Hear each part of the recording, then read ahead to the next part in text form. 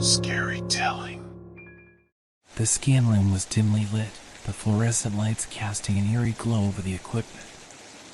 Terry and I huddled together, staring at the monitor displaying Mr. Robinson's scan results. The image before us was a tapestry of despair, a mosaic of metastasis. Cancer had spread like a malevolent force, infiltrating his liver, lungs, and bones. It was as if the disease had taken root in every corner of his body. "Whoa, lit up like a Christmas tree again," Terry commented, peering over my shoulder. His voice held a mix of fascination and dread. "Hell, there's even a hot spot in the skull." I nodded, my heart sinking. This was the third scan we had performed on Mr. Robinson, and it seemed that each time the cancer had advanced further, defying our attempts to halt its progress. I sighed, realizing that this latest scan was yet another failure in our efforts to find a viable treatment for him. "Looks like Mr. Robinson's running out of options," I murmured, my voice heavy with disappointment. Terry leaned back in his chair, a sardonic smile playing on his lips. "Nope," he replied. "Unless he wants to be the guinea pig for the next trial, he's out of luck. And if he does, well, then he becomes Daeshiv's problem." We both chuckled, finding solace in dark humor as a coping mechanism for the grim reality of our work. But beneath the laughter, a sense of unease lingered. We knew that our experimental treatments were often the last hope for patients like Mr. Robinson, and when they failed, the weight of their suffering fell heavily upon our shoulders. Glancing at the body lying motionless on the scanning table, I couldn't help but feel a strange mix of relief and longing. Our interactions with living patients were rare in this facility, where most of our subjects were silent and devoid of consciousness. At times, the stillness and quietude of our work were a respite from the chaos of the outside world. But it could also be isolating, making us crave the connection that only a living, breathing person could provide. "I guess it can be nice to interact with a real person from time to time," I mused, my eyes fixed on Mr. Robinson's pale form. Terry chuckled and stretched in his chair. "Ah, if you say so," he replied. "Personally, I prefer these silent subjects. They're quiet, as long as transport doesn't rip out their damn IVs." My mind involuntarily flashed back to the last incident when a subject's 4 lines were accidentally torn out during transport. The memory was etched in my mind, the thrashing, the screams of pain, the helplessness that enveloped the room. It was a harrowing experience, one that made me shudder even now. "I won't forget that anytime soon," I muttered, the memory still fresh in my thoughts. "We should tape the lines up the arm, just to be safe. It'll prevent them from getting snagged." "Aye, Captain," Terry replied, his tone lighthearted but acknowledging the seriousness of the situation. The scanning table slowly moved into its final position, and as it did, I couldn't help but fixate on Mr. Robinson's motionless body. A chilling thought crept into my mind. What if he woke up now? The prospect sent shivers down my spine, the anticipation of potential chaos and the ensuing screams unsettling my every nerve. I turned my attention to the gantry, looking through the small hole to the infusion pump resting on the far end of the table above Mr. Robinson's head. My gaze settled on it, contemplating whether to increase the flow rate. Perhaps it could expedite his deterioration, sparing him prolonged suffering. But a nagging fear gripped me, questioning if it was within my power to make such a decision. "You think it'll hurt to increase the flow a little?" I asked Terry, my voice tinged with uncertainty. "I don't want to call the sleep team again. You know it takes them forever to find us." Terry nodded, his expression grave. "Go for it," he said, his voice devoid of hesitation. "Based on that scan, the fucker's dying anyway. We'd be doing him a favor." I stood up, my legs feeling unsteady as I made my way toward the scan room. The hallway outside was deliberately kept dark, an attempt to minimize sensory stimulation. It gave the place an eerie aura, casting long shadows that seemed to dance with hidden secrets. I quickened my pace, eager to reach the infusion pump and adjust the flow rate. Entering the scan room, I glanced at the timer on the front of the gantry. 2 minutes remained. Transport needed to arrive soon. I couldn't bear having Mr. Robinson still formed in the hallway any longer than necessary. Moving around to the back of the scanner, I reached out and grabbed the infusion pump. My fingers hovered over the buttons, and with each press, a soft beep resonated in the room. The tension in the air was palpable as I adjusted the flow rate, the fear of the unknown hanging over me like a specter. And then it happened. Mr. Robinson's head twitched. I jumped back, my heart pounding in my chest. Time seemed to stand still as I stood there, waiting for the inevitable screaming, the signs of life returning to his dormant body. But to my surprise, he remained still. The twitch was merely a fleeting motion, a momentary glitch in the realm of possibilities. I slowly moved closer, cautiously observing his face. His features were gaunt, his skin sallow and tinged with the yellow hue of liver failure. I wondered if this was how Mr. Robinson looked now, if his frailty mirrored that of his clone lying on the table. The gravity of the situation weighed heavily upon me, knowing that time was running out, and hospice would soon become the only option. This experimental treatment had clearly failed Mr. Robinson's clone, leaving him on the brink of irreversible decline. And as I stood there, facing the grim reality of our work, I couldn't help but feel the weight of responsibility pressing upon my shoulders. We needed a breakthrough, a treatment that would grant him the chance at life, a glimmer of hope amidst the encroaching darkness. But for now, Mr. Robinson's clone lay motionless, awaiting transport to his temporary resting place. And as I prepared myself to face the challenges ahead, I couldn't shake the unsettling feeling that our quest for a cure had only just begun.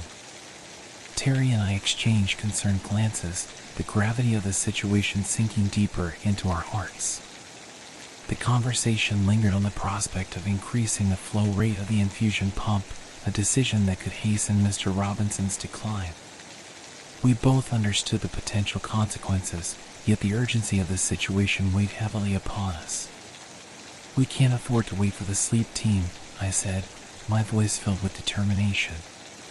"We need to act now. If we can expedite his deterioration, it might save him from prolonged suffering." Terry nodded in agreement, his eyes reflecting the somber reality we faced. "You're right," he replied, his voice laced with a mix of resignation and compassion. "Based on that scan, it's clear that Mr. Robinson is running out of time. We'll be doing him a favor."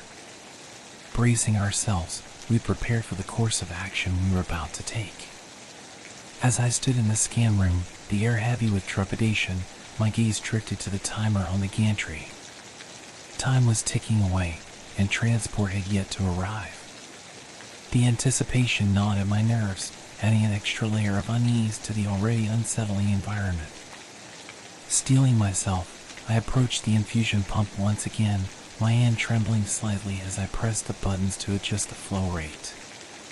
Each beep of the machine seemed to echo through the room, amplifying the weight of our decision. As the numbers on the screen increased, I couldn't help but feel a mixture of guilt and hope.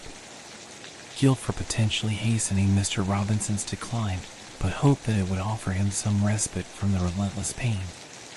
Suddenly, a sound broke the silence, a small, barely perceptible twitch from Mr. Robinson's head. My heart skipped a beat, and I froze, my eyes fixated on his frail form. Fear pulsed through me, my mind conjuring visions of him awakening, his pain and confusion giving rise to agonizing screams. But once again, he remained still. Relief washed over me, but it was short-lived. The unease persisted, rooted in the knowledge that we were treading a dangerous path. In our pursuit of a solution, we had become willing to take drastic measures, pushing the boundaries of morality and compassion. The room grew stifling, the weight of our actions suffocating me. I stepped back, my gaze never leaving Mr. Robinson's motionless body. The silence surrounding us felt deafening, amplifying the doubts that clawed at the edges of my conscience. "We've done what we can," Terry said, his voice tinged with weariness. "Now, we wait and hope for the best." He was right. All we could do now was wait for the effects of our decision to take hold, for the inevitable decline that would follow. Time ticked by slowly, each passing second marked by a heavy silence that enveloped the room. Finally, the sound of approaching footsteps broke through the stillness. Transport had arrived. As the door swung open, revealing the waiting team, I felt a mix of relief and guilt wash over me once again. We were handing Mr. Robinson over to the care of others, hoping that they would provide the solace he so desperately needed. We watched as the transport team carefully lifted Mr. Robinson's frail body from the scanning table, their movements gentle yet efficient. Terry and I exchanged a knowing look, silently acknowledging the weight of our responsibilities. As they prepared to carry him away, Terry placed a reassuring hand on my shoulder. "We did what we could," he said softly, his voice filled with compassion. "Now it's up to the others to continue the fight." I nodded, a sense of resignation settling over me. We had done our part, but the outcome remained uncertain. The road ahead was fraught with challenges and uncertainties, but we had to hold on to the belief that there was still a chance for Mr. Robinson, that he could find the treatment he so desperately needed. As the transport team disappeared into the dimly lit hallway, Mr. Robinson's fragile form cradled in their care, I couldn't help but wonder if we had made the right choice. The haunting shadows of doubt danced in the corners of my mind, reminding me of the blurred lines between progress and sacrifice. We were driven by the pursuit of a cure, but at what cost? Would our relentless quest to save lives eventually lead us down a path of darkness and moral ambiguity? Only time would reveal the answers, as we braced ourselves for the challenges yet to come. The passing days weighed heavily on us, the burden of uncertainty settling deep within our souls. The absence of Mr. Robinson's clone in the scan room left an emptiness, a void that echoed with the haunting reminder of our limitations. As we delved into the next phase of our work, the specter of failure loomed ever closer, threatening to engulf us in its suffocating grip. Terry and I pored over data, searching for clues, desperately grasping at straws that could lead us to a breakthrough. But each attempt seemed to be met with disappointment, like shadows slipping through our fingers, teasing us with glimpses of hope before dissipating into the darkness. Days turned into weeks, and the weight of our failures became a constant companion. We delved deeper into the research, pushing the boundaries of our understanding, fueled by a combination of determination and desperation. The lab became our sanctuary, our haven amidst a world that had grown cold and unforgiving. Late one evening, as the sterile hum of the equipment filled the air, a breakthrough flickered in the dim recesses of our minds. We stumbled upon a previously overlooked avenue, a treatment modality that held the promise of salvation, a glimmer of light in the encroaching abyss. Excitement and trepidation mingled within us as we prepared for the next phase. The time for action had come, and we knew that this was our last chance to make a difference. The fate of Mr. Robinson and countless others rested upon our shoulders, and failure was not an option. With renewed determination, we meticulously planned every step, leaving no room for error. The treatment protocol was complex, requiring a delicate balance of precision and intuition. We prepared the necessary resources, rallying our colleagues to join us in this final endeavor. The day arrived, the culmination of weeks of tireless work. The lab buzzed with nervous energy as we gathered around the operating table, the air thick with anticipation. A team of skilled surgeons stood ready, their expertise the last bastion of hope for Mr. Robinson. I glanced at Terry, our eyes locking in a shared understanding. This was it, the defining moment that would determine the course of Mr. Robinson's fate. There was no room for doubt or hesitation. We had to believe in our abilities, in the potential of the treatment we had devised. As the surgeons prepared to begin, I couldn't help but feel a mix of anxiety and determination coursing through my veins. The weight of responsibility pressed upon me, reminding me of the fragility of life and the dire consequences of failure. The surgery commenced, and time seemed to blur as we navigated the intricate intricacies of the procedure. The steady hum of the medical equipment provided a backdrop to our focused efforts, each movement deliberate and calculated. Terry and I assisted the surgeons, our minds attuned to the delicate dance between life and the abyss. Hours turned into eternity as we worked tirelessly to complete the operation. Beads of sweat trickled down our brows, a testament to the intensity of our efforts. And finally, as the last suture was delicately tied, a moment of profound silence descended upon the room. We stood there, gazing at Mr. Robinson's still form, a sense of awe and vulnerability washing over us. The treatment had been administered, the battle fought, but the war was far from over. The outcome remained uncertain, hanging precariously in the balance between hope and despair. Days turned into weeks once again as we vigilantly monitored Mr. Robinson's progress. Each small sign of improvement sent ripples of cautious optimism through our weary hearts, yet the fear of relapse loomed ever present. And then, one fateful day, as the sun cast its warm glow upon the world, we received the news we had been desperately waiting for. Mr. Robinson's condition had stabilized, and there were signs of remission. A surge of joy and relief flooded our beings, the weight of our efforts momentarily lifted. In that moment, we realized that sometimes, amidst the darkness and despair, a glimmer of light could break through.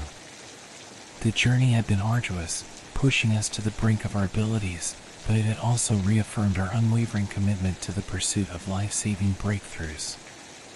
As we celebrated this victory, we knew that our work was not yet complete.